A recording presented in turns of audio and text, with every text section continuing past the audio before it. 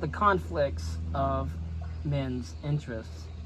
Some students of objectivism find it difficult to grasp the objectivist principle that there are no conflicts of interests among rational men. A typical question runs as follows. Suppose two men apply for the same job. Only one of them can be hired. Is not this an instance of a conflict of interests? And is not the benefit of one man achieved at the price of the sacrifice of the other? There are four interrelated considerations which are involved in a rational man's view of his interests, but which are ignored or evaded in the above question and in all similar approaches to the issue. I shall designate these four as reality, context, responsibility, effort. Reality. The term interests is a wide abstraction that covers the entire field of ethics. It includes the issues of man's values, his desires, his goals, and their actual achievement in reality.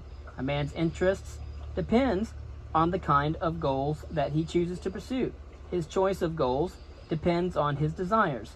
His desires depend on his values. And for a rational man, his values depend on the judgment of his mind.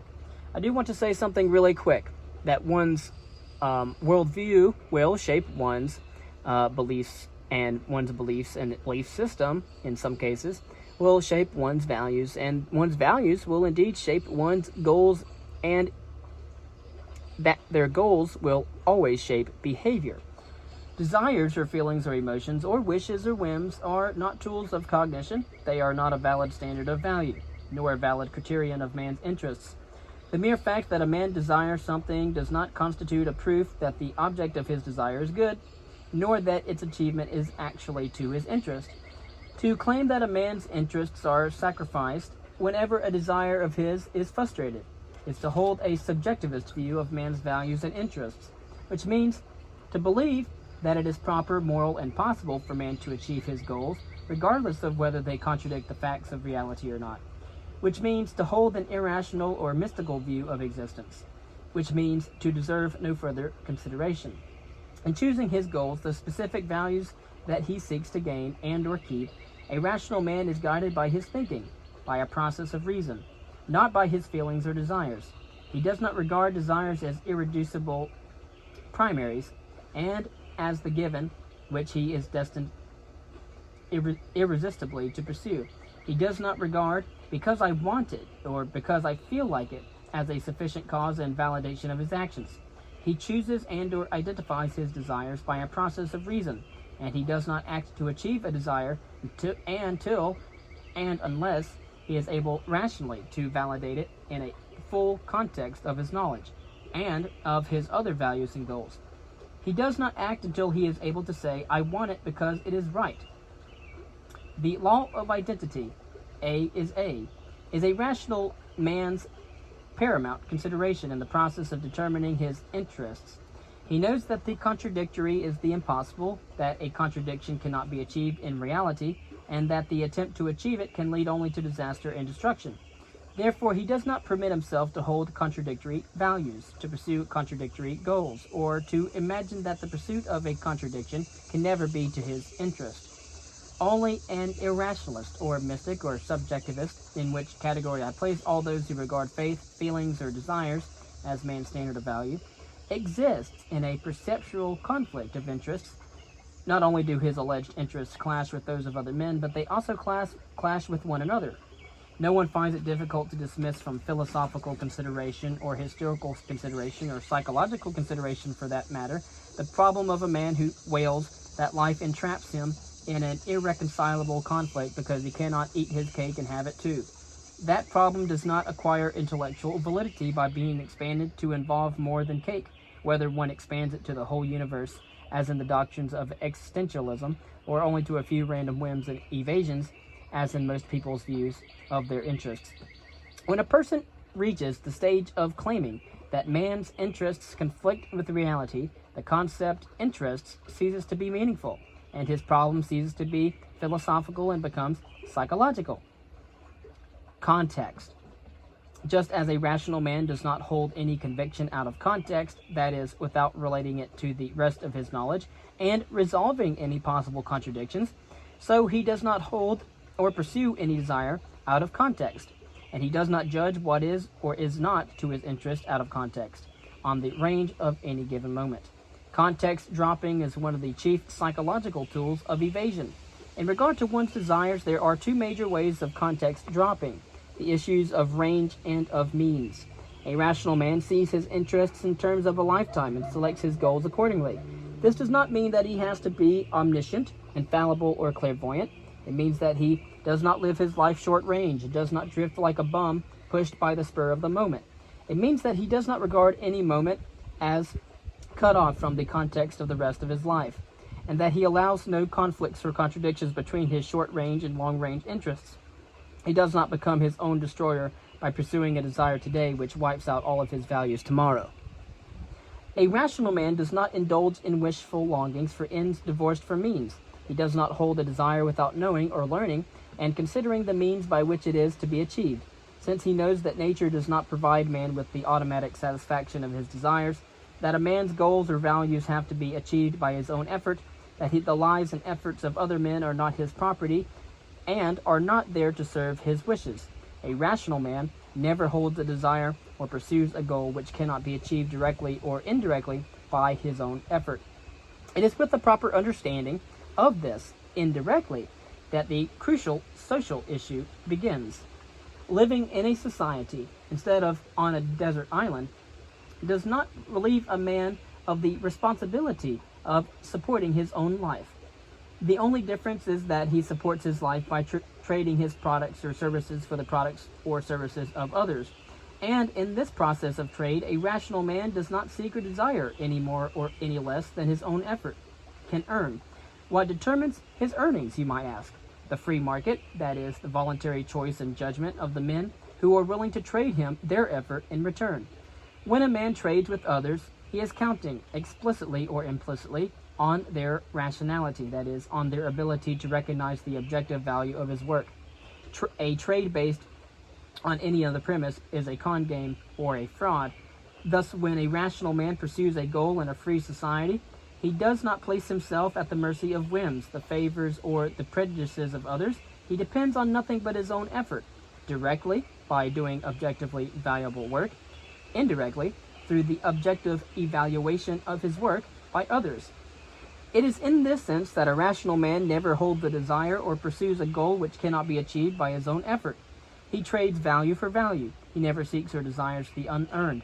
If he undertakes to achieve a goal that requires the cooperation of many people, he never counts on anything but his own ability to persuade them and their voluntary agreement.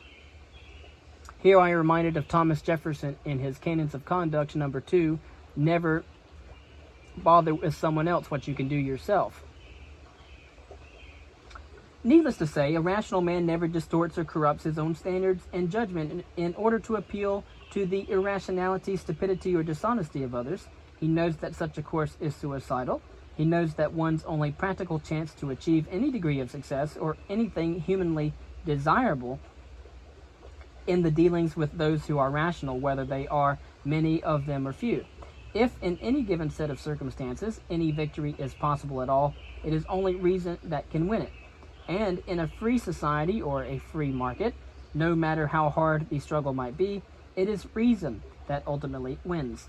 Since he never drops the context of the issues that he deals with, a rational man accepts that struggle as to his interest because he knows that freedom is to his interest. He knows that the struggle to achieve his values includes the possibility of defeat.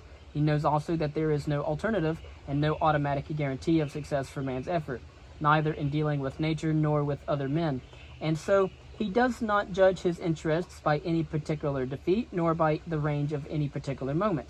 He lives and judges long range, and he assumes the full responsibility of knowing what conditions are necessary in order for the achievement of his goals.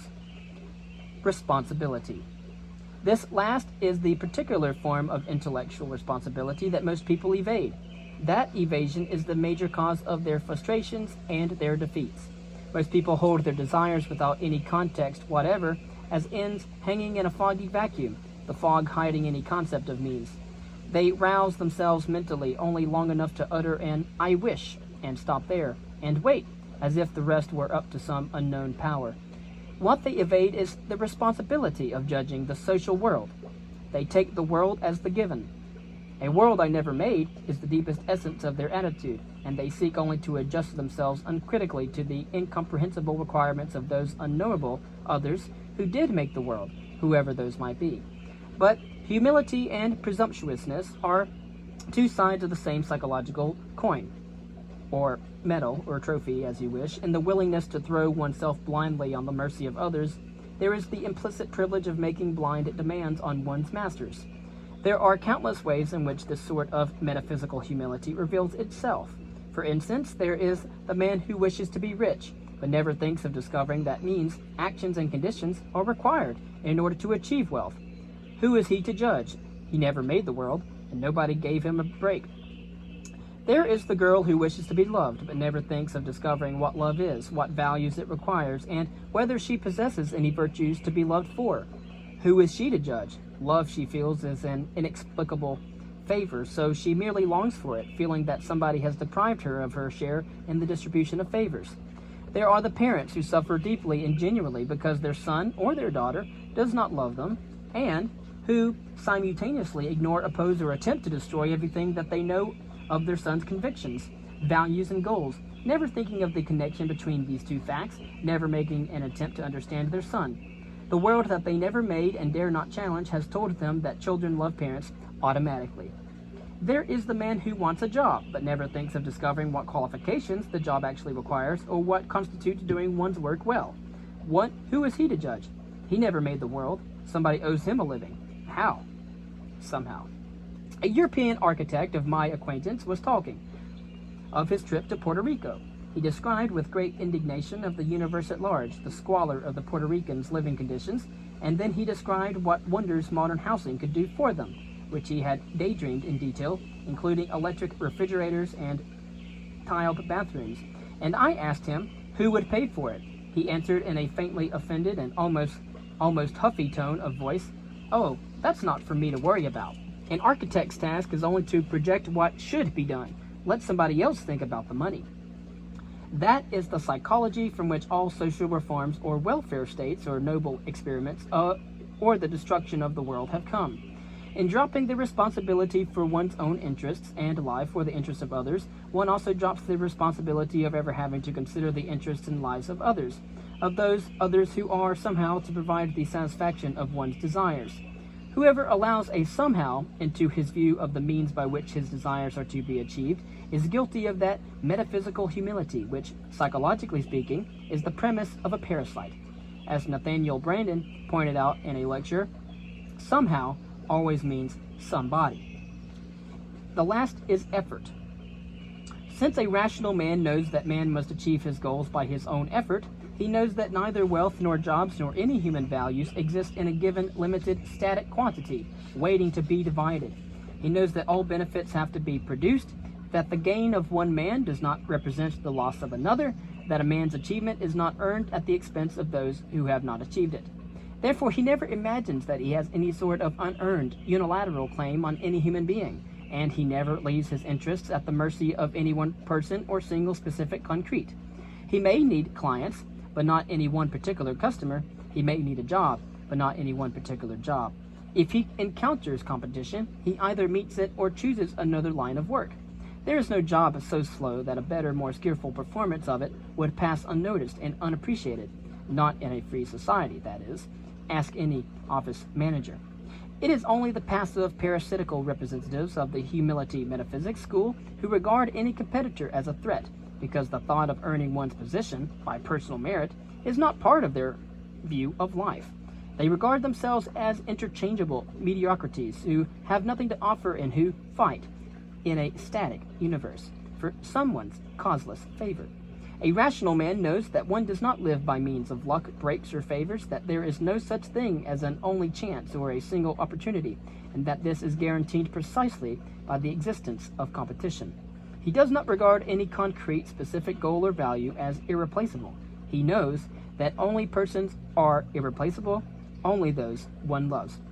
And of course, it's just business, it's not personal. But He knows also that there are no conflicts of interests among rational men, even in the issue of love. Like any other value, love is not a static quantity to be divided, but an unlimited response to be earned. The love for one friend is not a threat to the love for another, and neither is the love for the various members of one's family, assuming that they have earned it. The most exclusive form, that of romantic love, is not an issue of competition. If two men are in love with the same woman, what she feels for either of them is not determined by what she feels for the other and is not taken away from him. If she chooses one of them, the loser could not have had what the winner has earned. It is only among the irrational, emotional, motivated persons whose love is divorced from any standards of value that chance rivalries, accidental conflicts, and blind choices prevail. But then, whoever wins does not win much. Among the emotional driven, neither love nor any other emotion has any meaning. Such, in brief essence, are the four major considerations involved in a rational man's point of view of his interests. Now we return to the question originally asked about the two men applying for the same job, and observe in what manner it ignores or opposes these four considerations. Reality. The mere fact that the two men desire the same job does not constitute proof that either of them is entitled to it or deserves it, and that his interests are damaged if he does not obtain it. Context. Both men should know that if they desire a job, their goal is made possible only by the existence of a business concern able to provide employment. That business concern requires the availability of more than one applicant for any job, that if only one applicant existed, he would not obtain the job because the business concern would have to close its doors, and that their competition for the job is to their interest, actually, even though one of them will lose in that particular encounter. Concerning responsibility, neither man has the moral right to declare that he does not want to consider all those things. He just wants a job. He is not entitled to any desire or to any interest without knowledge of what is required to make its fulfillment possible. Effort. Whoever gets the job has earned it, assuming that the employer's choice is a rational choice. This benefit is due to his own merit, not to the sacrifice of the other man who never had any vested right to that job. The failure to give to a man what had never belonged to him can hardly be described as sacrificing his interests. And all of the above discussion applies only to the relationships among rational men, and only to a free society. In a free society, one does not have to deal with those who are irrational. One is free to avoid them. In a non-free society, however, no pursuit of any interests is possible to anyone. Nothing is possible but gradual and general destruction.